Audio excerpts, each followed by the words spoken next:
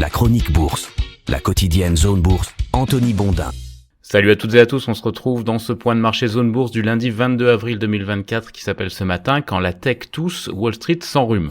Les marchés actions sont secoués par le net recul des valeurs technologiques américaines, en particulier dans la sphère des semi-conducteurs. Les investisseurs ont fait une pause pour se demander si le secteur va continuer à monter jusqu'au ciel, et cette petite perte de libido coïncide avec le retour du doute sur la trajectoire des taux aux États-Unis. Du côté de l'Europe, on a moins de technologie et de meilleures perspectives de baisse des taux. Ça a créé un climat plus favorable, en tout cas pour le moment. Wall Street est clairement en difficulté après avoir perdu le soutien de son compartiment technologique. J'ai mis dans mon panier les 15 plus grosses entreprises américaines pour regarder leur comportement sur la semaine écoulée. Et là, pas tellement de surprise, 3 seulement ont évolué dans le vert. Le Berkshire Hathaway du papy de la bourse Warren Buffett, qui est un concentré de prudence. JP Morgan Chase, la plus grosse banque américaine. Pourquoi elle monte ? Elle reste dans une configuration gagnant-gagnant tant que les taux sont élevés et que l'économie est vigoureuse. Et enfin, United Health, l'assureur santé, qui a encore surpris son monde avec des performances inébranlables, même quand ses rivaux sont à la peine. J'en avais déjà parlé la semaine dernière, mais United Health, c'est le dossier qui pèse le plus lourd du Dow Jones,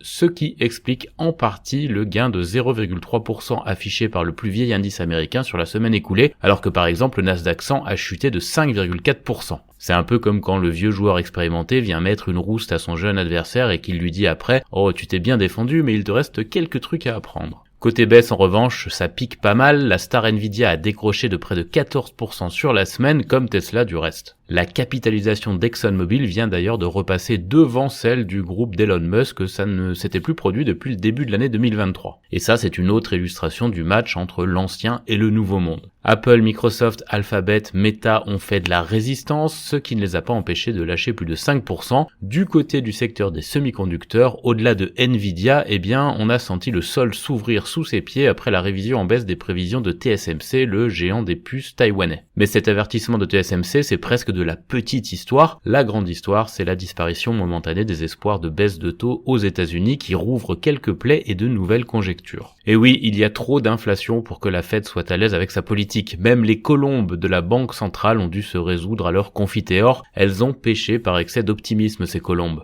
Les marchés actions ont mis un petit peu de temps à comprendre que cette fois c'est du sérieux. Si la politique monétaire ne prend pas un tour plus favorable, en tout cas pas dans l'immédiat, il est logique que les valeurs technologiques en pâtissent en premier. Et comme ce sont elles qui pèsent le plus lourd et de loin aux États-Unis, on se retrouve avec des indices en berne, enfin sauf si vous avez la chance évidemment d'héberger du United Health, mais c'est anecdotique. On soulignera quand même que les places européennes, moins en pointe en ce qui concerne l'IA et moins chargées en champion de la tech, s'en sortent très bien. Le CAC 40 a même grappillé 0,1% sur la semaine écoulée grâce aux performances rassurantes du Made in France, LVMH et L'Oréal en tête. En plus, la Banque Centrale Européenne a encore des chances, elle, de baisser ses taux en juin et ça compte. L'Eurostoxx 50 prend 8,8% depuis le 1er janvier pendant que le Nasdaq a réduit ses gains à 1,2%. Ça fait quand même une sacrée différence. Cette semaine est un peu charnière parce qu'elle va héberger une grosse cargaison de résultats d'entreprise. Alors vous me direz, il y a pas mal de semaines charnières en bourse, mais disons que celle-ci aurait été importante de toute façon, mais qu'elle l'est encore plus parce que les marchés actions sont moins fringants. On a sur l'agenda une cinquantaine de groupes pesant plus de 100 milliards de dollars de capitalisation. Ça signifie aussi qu'il y en aura des centaines de tailles plus petites. Et si on reste sur les têtes d'affiche, en Europe, ça donne SAP, Novartis, Roche, Air Liquide, Hermès, Nestlé, Sanofi, Schneider ou Total Energy. Du côté des États-Unis,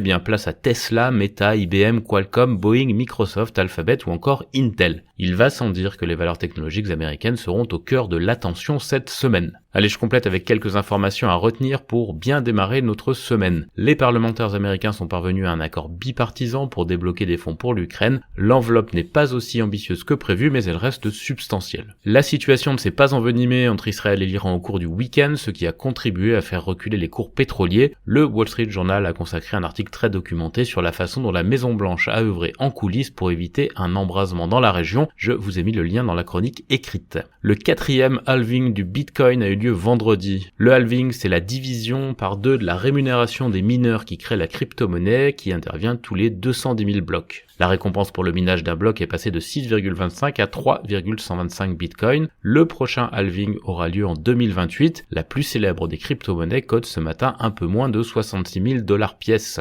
Enfin, sur l'agenda éco de la semaine, on retrouve aux États-Unis la première estimation du PIB du premier trimestre, ça c'est pour jeudi, et l'inflation PCE de mars, ça c'est pour vendredi. Le marché s'intéressera aussi à la décision de la Banque du Japon sur ses taux dans la nuit de jeudi à vendredi, avec un statu quo en vue mais une mise à jour des perspectives d'inflation attendues. Enfin, on aura les indicateurs PMI avancés du mois d'avril qui seront publiés mardi. Du côté de l'Asie-Pacifique ce matin, on a une tentative de rebond en cours après la gueule de bois des séances précédentes. Au Japon, le Nikkei 225 reprend 0,6%. Il a perdu plus de 6% la semaine dernière, l'indice japonais. La Corée du Sud, l'Inde et l'Australie prennent 0,5 à 1%. Hong Kong est plus en forme avec une hausse de près de 2%. Quant à la Chine continentale, elle recule légèrement. Les indicateurs avancés européens, eux, ils évoluent dans le vert autour de 8 heures, le regard tourné vers les futurs américains qui laissent entrevoir un redressement après la purge de la semaine précédente à Wall Street.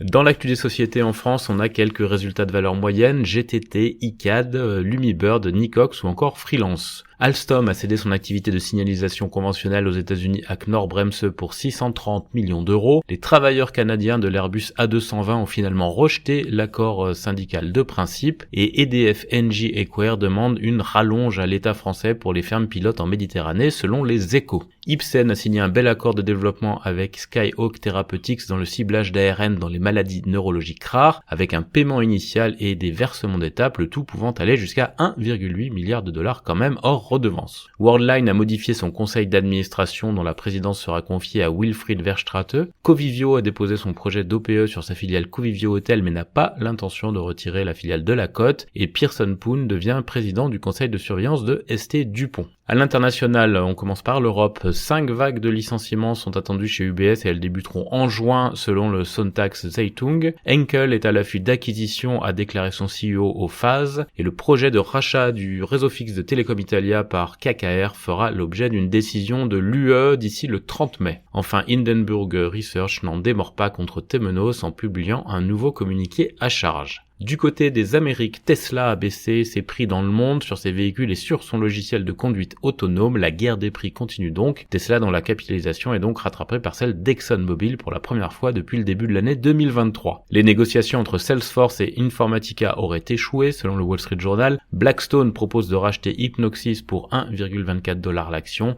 Et après sa victoire dans l'usine Volkswagen, l'UAW, le puissant syndicat américain, s'attaque à Mercedes dans l'Alabama. Le Brésilien Embraer livre 25 appareils au T1 et signale un carnet de commandes au plus haut depuis 7 ans et Nike va licencier 740 personnes dans son siège de l'Oregon. Du côté de l'Asie-Pacifique, le constructeur automobile chinois Li Auto a lui aussi réduit ses prix pour gagner des parts de marché. Le promoteur chinois Lanxi ne parvient pas à rembourser ses obligations offshore et Honda va investir 808 millions de dollars au Brésil d'ici 2030. Par ailleurs, le constructeur BYD a dévoilé le nom de son pick-up électrique, ce sera le Shark, et Air New Zealand a averti en révisant en baisse ses prévisions. Voilà ce que l'on pouvait dire aujourd'hui pour bien démarrer la séance. Je vous souhaite à toutes et à tous une excellente journée.